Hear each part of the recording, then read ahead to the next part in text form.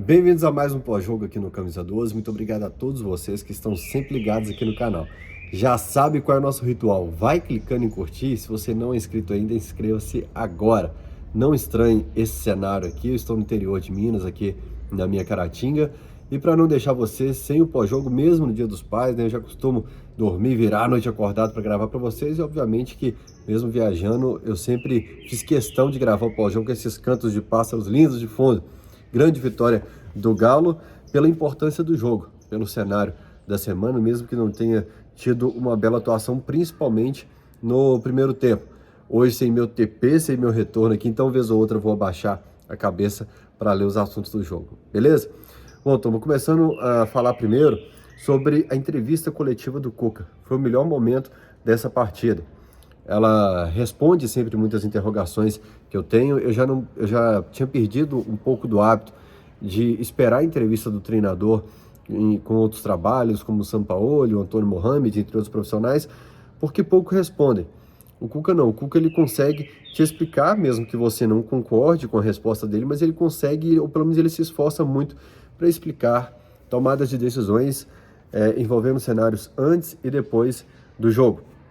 E eu citei no pós-jogo algumas semanas sobre, comparando o cenário após a eliminação do jogo contra o Flamengo pela Copa do Brasil com aquele jogo do Internacional no Campeonato Brasileiro de 2021, que é após uma eliminação e que uma vitória sofrida, em que o Keno sai do banco, e o Keno gira a chave pessoal dele, que não vinha em uma boa fase, e o Atlético arranca de vez ali para a conquista do Campeonato Brasileiro. E o Cuca volta a fazer essa comparação hoje na coletiva. Depois de uma eliminação, coincidência, né? O Palmeiras também na Libertadores ano passado, era um jogo em que você tinha que preocupar mais com os 3 pontos, porque no Brasil a gente analisa muito 3 pontos, vitória, classificação, e pouco todo o contexto que existe por trás. Prova disso é o trabalho do último treinador que, contando vitórias, empates, tinha até bons números, mas você pegando o contexto geral, não era um bom trabalho. Hoje era um dia de você pensar, sim, no resultado, nos 3 pontos, em tirar o fardo das costas, garantir boas manchetes nos jornais amanhã, e depois você analisava o que era possível mudar durante a semana, já que a gente ainda estava com gosto amargo da eliminação, com o Galo entrando em campo nesse fim de semana. Hoje a câmera vai balançar muito, é um celular mais pesado e tá difícil segurar, eu não coloquei um tripé hoje. A vantagem pro Cuca hoje é o fim do rodízio. O fim do rodízio que principalmente o antigo treinador sofreu muito com isso, seja por lesão, né, pelo excesso de jogos, um calendário muito apertado, Copa Libertadores, Campeonato Brasileiro, Copa do Brasil, todas as competições juntas, você tem que escalar no domingo pensando na quarta-feira, e o Atlético agora pode escalar um Mariano, 2 jogos, 3 jogos seguidos, pode ter semana cheia mais vezes, então é um benefício a favor do Cuca, mesmo que seja após fruto de uma tragédia que foram as eliminações do Galo, mas agora a gente vê força total, todos os jogos, não precisa mais ficar optando por algumas peças. Agora a batata quente é toda na mão do Cuca. A gente vai tentar achar uma posição diferente aqui, para que eu segure esse celular com as 2 mãos, pronto. A batata quente toda na mão do Alex Stival, o Cuca, porque quanto mais se distancia a data de demissão do antigo treinador, quanto mais tempo ele tem de trabalho com o atual elenco, maior é a cobrança dele, em cima dele. No primeiro jogo, no segundo, no terceiro, a gente, tá encaixando, tá estudando, tá consertando. E hoje, no primeiro tempo, eu falei, tá demorando a vir a evolução que eu esperava, na velocidade que eu esperava. O primeiro tempo do Atlético é uma coleção de chutões do Everson, do Alex Muralha, rebate de cabeça e dá bica para frente de novo. Aquilo que eu esperava, que eu falei aqui no YouTube, de fazer a bola namorar o gramado, eu já esperava que isso acontecesse com mais tempo durante uma partida do que vinha acontecendo. Então, eu vou repetir isso algumas vezes por causa de um trecho da coletiva do Cuca, e já falei aqui uma vez, a gente analisa muito 3 pontos, mas depois que abaixa a poeira, você esquece o placar e vai falando o que aconteceu durante o jogo. Um primeiro tempo de muito chutão e pouco tempo da bola namorando o gramado do Couto Pereira. Um Atlético que eu acho que sentiu a eliminação de 2022, e aí você ainda soma um futebol pobre em toda a temporada, mas sentiu mais eliminação em 2022 que em 2021, uma pressão muito maior, até porque aí você soma um monte de fatores, uma eliminação para um grande rival que é o Flamengo, mas Cuca, a batata quente agora é na sua mão. Cada vez menos falaremos sobre antigos treinadores, sobre jogos passados. Agora é o trabalho do Cuca. Chega de comparação com o treinador passado. Então, Cuca, se você passa um primeiro tempo inteiro dando chutões, eu não vou mais associar a antigo treinador. Eu vou falar, olha, já era tempo do Galo estar com uma evolução maior. E o Cuca é muito... Cara, eu mesmo com a vitória, depois eu ainda estava muito de cabeça quente com o Cuca hoje, né? Pô, já era para estar melhor e tal. E na coletiva ele fala, olha, eu fui melhor que o Internacional em 60, 70 minutos, 60 minutos de jogo. Eu bombardeei o goleiro dele. Eu fui melhor que o Palmeiras nos 2 jogos da Libertadores. Eu fui melhor que o Atlético Paranaense no jogo em que eles viram no último minuto. Então, pensando friamente, o Cuca tem razão. Por mais que o Palmeiras tenha aproveitado 20 minutos ali para empatar um jogo, que o Atlético Paranaense tenha aproveitado, chutado 4, feito 3 gols contra o Galo, nessa o Cuca tem razão. De certa forma, ele foi melhor que os adversários grande parte do tempo, desde que ele chegou aqui. O que não acontecia, olha, eu prometendo que não ia comparar e já comparando, mas o que não acontecia é de fazer o goleiro adversário, pelo menos, sujar a roupa.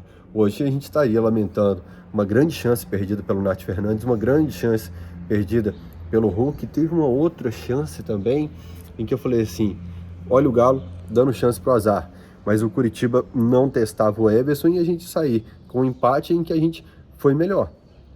É diferente de jogos como, por exemplo, um Galo e São Paulo, né, em que a gente sai com um pontinho do jogo, mas em que você fala, olha, o Galo não foi superior em relação ao adversário hoje, né? Hoje vai ser, gente, realmente, com esses erros, agora eu coloquei um espelho na frente, porque são 2 celulares pesados, aí minha pauta tá toda aqui, ó, na palma da minha mão.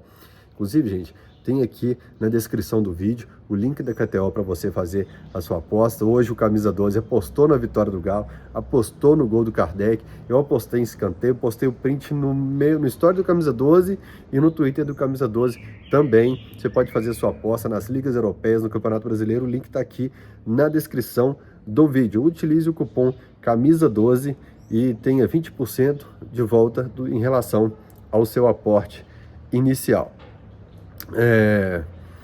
O que me chateia, fala, por que você tá tão bravo com o Cuca? É que eu tô descontando ele também uma mágoa coletiva. Raras as vezes a gente vê uma queda de desempenho tão grande de um time para o outro.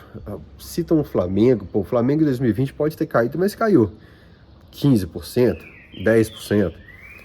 Um Palmeiras em que o Abel pode ter encontrado dificuldade no começo, semanas do ano seguinte, mas uma queda tão grande de desempenho assim, traz aquela pergunta que eu sempre fiz a minha vida inteira: por que tem que ser tão sofrido assim? Por que eu tenho aquela sensação de que para o Galo é sempre mais difícil? Uma frase que meu pai sempre fala comigo: onde foi que eu errei? Pelo fato de ele torcer para o Cruzeiro e eu para o Galo. Enfim, fica ainda um gostinho de, apesar da vitória, apesar principalmente depois que os jogadores saíram do banco e melhoraram o time do Galo um pouco, a gente começou a finalizar, fica ainda o time, uma sensação e uma pergunta, um sabor ruim na boca de por que uma queda tão grande? Por que uma disparidade tão grande entre o que a gente pode render e o que a gente tem entregado em campo? Eu tenho certeza que vocês também têm essa sensação. E como o Cuca falou, e olha só, a gente citando isso pela terceira vez, que existe uma análise por vitória e por resultado e outra análise pelo contexto geral do que aconteceu realmente, hoje talvez a gente estaria falando aqui, ou ele falaria na coletiva, ou os jogadores falariam que o Galo não conseguiu pelo jogo às 11 horas, pelo calor, pelo sol, pelo desgaste de quarta-feira, porque existe até agora uma lista de motivos, né, para o que deu errado. É todo um contexto, mas eu acho que a gente tem que começar agora a apresentar mais soluções e reclamar menos. Achar menos motivos para o que deu errado e achar mais soluções em tempo mais acelerado. Agora, como eu falei, passou o Turco, não dá para ficar lamentando a contratação dele, não dá para ficar lamentando porque tomou tal decisão contra o Flamengo, contra o Palmeiras. Agora é olhar para frente, porque o nosso futebol precisa melhorar muito. E não estou falando para título, para um G4 de Campeonato Brasileiro, o nosso futebol ainda precisa melhorar muito. O Cuca optou pela entrada do Pavon no time, era o óbvio, é o que a gente tinha comentado no último pós-jogo, principalmente pela concorrência. O Ademir, que em 7 meses não convenceu a torcida, o treinador, o antigo treinador, que merecia a titularidade, que era um jogador para talvez um segundo tempo dos jogos. O Vargas, que depois do que fez contra o Palmeiras merecia muito estar fora da lista de relacionados, né? Quase que depois eu pensei algo diferente, sabe? Tinha que ser relacionado para o jogo, viajado para Curitiba e cortado do banco de reservas, para não ficar em Belo Horizonte, para ser cortado do banco de reservas no vestiário, para sair do hotel, para trabalhar, para viajar e não para dar o descanso que talvez ele tanto quisesse nessa semana, e para ficar fora mais uma vez. O Cuca opta pela saída do Jair no Atlético depois e para a entrada do Pedrinho, e como o Curitiba pouco atacava a meta atleticana, era uma substituição necessária. Hoje era realmente quase que uma final de campeonato, e aí já vai de novo a análise em cima do resultado, já pensando, já que nós estamos eliminados na Libertadores, talvez pudesse ter tomado uma decisão assim contra o Palmeiras, com um pouco mais de ousadia contra o Palmeiras. E a gente encerra aquela partida sem a utilização do Pedrinho, do Pavon, que não estava inscrito, né, do Gemerson, que também não atuou. Não se sabe quando será utilizado, quando estará 100% para ser utilizado, né? Quando o treinador vai entender que ele está melhor do que as peças atuais, enfim. O Pavon não estava inscrito, o Pedrinho não foi utilizado e o Kardec também não. Alguém me chamou a atenção para isso, não lembro quem, eu não tinha percebido isso com a bola rolando, mas o Galo reforça o elenco para a continuidade da competição, e no momento da competição em que você mais precisa, ele não utiliza as peças que estavam ali à disposição. Mesmo que não fosse o Jair pelo Pedrinho, mas qualquer outra substituição, eram peças que você podia cogitar como adversário com 2 peças a menos.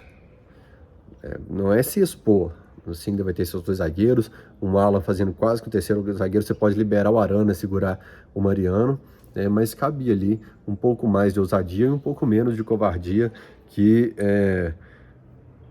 ficou um pouco escancarado naquele momento. Outra frase muito repetida nessa coletiva do Cuca, ou pelo menos o pensamento, porque a frase mesmo acho que ele fala só uma vez ou duas, que vai melhorar. Ele fala em relação ao Zarate, ele fala, não está jogando o que jogou em 2021, mas vai voltar a jogar. E vale também para outra peça, que é o Hulk. Se o Cuca tem tanta confiança, ele cita que o Hulk comemorou com a turma, que tem cabeça muito boa, um potencial muito grande, mas que no contexto do jogo ali era o Allan Kardec que cabia no ataque naquele momento. Vamos lá, por partes. Primeiro, se for necessário colocar o Hulk no banco, eu aprovo a decisão do treinador para reforçar o que já falei aqui no canal. O que aconteceu na temporada 2022 pede decisões talvez mais firmes.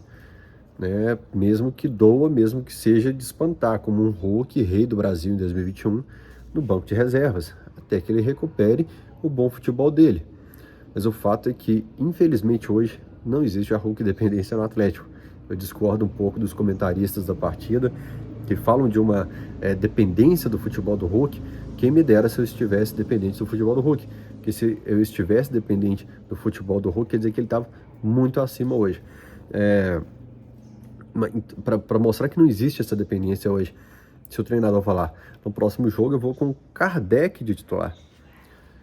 Não estou discutindo quem é melhor, qual jogador pode entregar mais, qual jogador tem mais potencial. Eu estou discutindo momento e decisão de treinador, principalmente pelo contexto do Galo nesse julho e agosto de 2022. Ele precisa, o que ele falou do Zaratio, é urgente que aconteça com o Hulk. Ele precisa entregar mais e confio que vai melhorar, mas está urgente. Desde esse jogo que eu falei, que eu citei aqui contra o São Paulo, os jogos contra o Flamengo lá, até o Palmeiras eu cornetei ele muito aqui no pós-jogo, mas tá triste, sabe? Ver um cara que foi disparado, assim, foi elogiado por todo o país, de imprensa internacional, houve uma campanha muito grande pela presença dele na seleção brasileira. A queda é muito drástica. O Hulk jamais perderia aquele gol cara a cara com o Muralha, mas tem sido uma presa fácil para os marcadores de todos os times que têm enfrentado o Atlético. Eu acho que de jogadores que precisam ser recuperados é o caso mais grave, porque se o Nathan Silva não é o Nathan Silva que o Hulk se apaixonou em 2021, se o Arana não é, mas tem substitutos também ali para a função, mas eu acho que o Hulk, ele cita o Zaratio, que vai voltar a jogar o que jogou.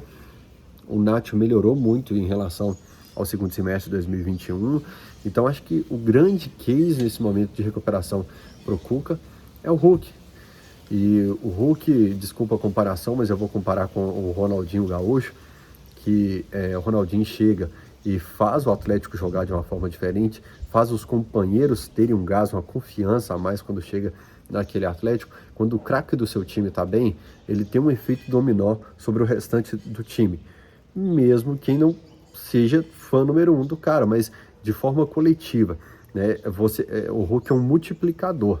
Quando você recupera o Hulk, você recupera todos ao redor dele, ou pelo menos você eleva um pouco o futebol, você eleva a nota, o desempenho de todos que estão ao redor dele. Existe uma multiplicação, como que eu vou falar isso? De comportamento, de forma geral. O craque do time, ele deve ser prioridade para essa recuperação, pelo efeito multiplicador dele. E aí vem o segundo tempo, existe sempre a discussão de jogador de segundo tempo, quem são, onde vivem. Onde se fala sobre o Ademir, que é um jogador de segundo tempo, comparam até com o Neto Berola. E a gente falava, deixa o Ademir no banco para correria, para pegar uma zaga cansada, um jogo de 11 horas, ele entra muito bem hoje, mas duas peças, talvez você tenha falado aí, loucura desse Fael, o Kardec de titular para o Hulk no banco de reservas, mas e o Kardec? É um jogador de primeiro tempo, é de segundo, é um jogador que entra de acordo com o contexto do jogo, e tem jogo que ele não vai ser tão útil assim, entrando no primeiro tempo. E o Nath Fernandes, meu pai cruzeirense é fã do Nath Fernandes, falou aqui, vocês são loucos de deixar esse Nath Fernandes no banco de reservas. Esse cara é um dos melhores do Brasil, diferenciado. E o Nath Fernandes hoje, para vocês, quero que vocês comentem aqui enquanto a cachorrada late de fundo. Se não assistiu o Cachorrada Podcast dessa semana, Fernando Barbosa, assista. Na próxima semana não teremos, que eu estou no interior, mas em breve a gente volta dia 23 com a turma dos Cenas Lamentáveis, participando do Cachorrada Podcast. Mas o Nath Fernandes, vocês... porque o Nath é um case interessante. O segundo semestre dele de 2021, ele joga abaixo do que pode, na minha opinião. Você pega números, e aí eu vou trazer aquela discussão entre números e contexto, mas o Nath... ele está fora daquele time titular do Cuca, não havia como encaixá-lo. Realmente era Alan, Jair, Zaratio, Keno, Hulk e Diego Costa. Mas e hoje? Você colocaria o Nacho no banco de reservas, que joga muita bola, é craque, ou dá para encaixá-lo nesse time? Quem você tiraria? Você tiraria o Pavon e ficaria com Alan Jair, Zaratio, Inácio, Keno e Hulk? Tiraria o Keno? Monte aí o time aqui na caixa de comentários. Lembrando que o Cuca provavelmente vai permanecer com o Pavon, porque é o estilo de jogo que ele gosta, e o Nacho pode entrar, pode ser a carta na manga que todo treinador gosta. Se ele está com uma dificuldade de jogar por dentro, como foi contra o Palmeiras, e o Nacho já está no banco, já está no jogo, e o Zaratio também, talvez ele não tenha essa carta na manga. E o Pedrinho, Fael, ainda é pouco demais para a gente analisar se está à altura, e se pode desempenhar com louvor, se pode ser chamada a carta na manga, porque o Nath Fernandes no banco de reservas é uma carta na manga, é um titular, é um jogador com condição total de titularidade que está no seu banco de reservas. E eu vi um tweet de um cara agora, antes de começar a gravar o pós-jogo, eu abri o Twitter, o cara falando que o Nath até agora é o melhor jogador do Galo na temporada. Concordo com ele, coloco essa na conta do Turco, de ter recuperado o Nath Fernandes. O Turco montou um time ao redor do Nath por confiar e saber que ele é um craque, então essa eu coloco na conta do Mohamed, né? E já que eu citei aqui também o Diego Costa, escalar o time de 2021, o Diego Costa, o Kardec talvez possa jogar ao lado do Hulk. Talvez não precisa existir a discussão se o Hulk ou o Kardec seria titular. Talvez possa jogar os dois, mas aí provavelmente o Pavon iria para o banco de reservas, jogando mais ou menos como jogavam o Hulk e o Diego Costa. Você concorda com isso? Você pode comentar aqui na caixa de comentários. Eu tô rindo porque meu braço tá cansando pra caramba segurando isso aqui. Último assunto, provavelmente. Eu vinha reclamando da capacidade do Galo de reagir durante uma partida, né? De o final do jogo estar sempre um time pregado, sem poder de reação. Hoje é dedo do treinador, substituições, o Nath Fernandes melhora o Galo, o Ademir melhora o Galo, o Allan Kardec decide o jogo também e dá outra movimentação ali pro ataque, já tinha finalizado uma outra bola também, agora eu tô morrendo de vontade de espirrar, por isso tô com o olho fechado. Tem uma tática, né, que fala elefante, pode estar do cérebro. Tem sido o contrário. Contra o Inter a gente fuzila o Inter no fim do segundo tempo, não consegue. Contra o Palmeiras, fora de casa, o nosso melhor momento no jogo, não sei se também pela questão do Palmeiras ter corrido mais com um jogador a menos, depois ainda 2 jogadores a menos, mas no fim do jogo em que o Atlético consegue as melhores oportunidades. Hoje também o Atlético melhora no fim do jogo, e resta saber se esse time agora tem força para 90 minutos, porque contra o Palmeiras ele vai bem no começo, toma 2 gols no final, depois contra o Palmeiras lá é um time muito apático na primeira parte do jogo, depois no finalzinho ele consegue as boas oportunidades, contra o Atlético Paranaense é o golzinho no final também, contra o Inter lá começa mal, toma 3 gols e só depois melhora. Hoje um primeiro tempo muito apagado e um final muito bem. Resta saber se esse Galo consegue fazer de ponta a ponta um jogo legal. E para encerrar, o Cuca fala da coletiva do Abel. Achei muito legal reativar essa discussão. Pô, lenha na fogueira, manchete para nós da imprensa. E ele fala, pô, aí que vem isso que eu falei do contexto do resultado, que é se o Rubens faz o gol, o Atlético consegue mais uma cobrança alternada e classifica, estariam cornetando o Abel pelo fato de ter descido pro vestiário, não assistir as penalidades, do Everton cair todas para o mesmo canto, o Everton. E o Cuca cita os 2 jogadores que não mantiveram a calma, que foram, né, jogadas violentas ali. Então você inverte totalmente, simplesmente por quem classificou ou não classificou. Nessa o Cuca tem razão. Mas Cuca, o Abel tem toda a razão também sobre você insistir nos jogos pelos lados do campo. O Nacho, quando entrou por dentro ali, mudou toda a partida. Então insistir pelos lados do campo, pelos extremos do campo, foi sim um erro. O Abel tem razão, o Cuca também. Grande abraço para vocês. Eu vou ter que passar um salompas, um gelão no braço aqui agora, porque tá complicado, mas sem jogo a gente não fica não. Beijo no coração, até a próxima semana. Tchau.